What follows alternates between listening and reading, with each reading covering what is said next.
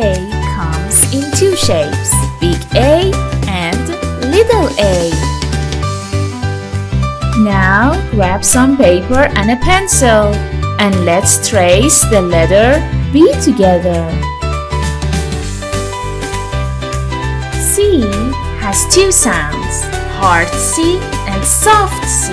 Hard C sounds like K, as in cat. Soft C sounds like S, as in pencil.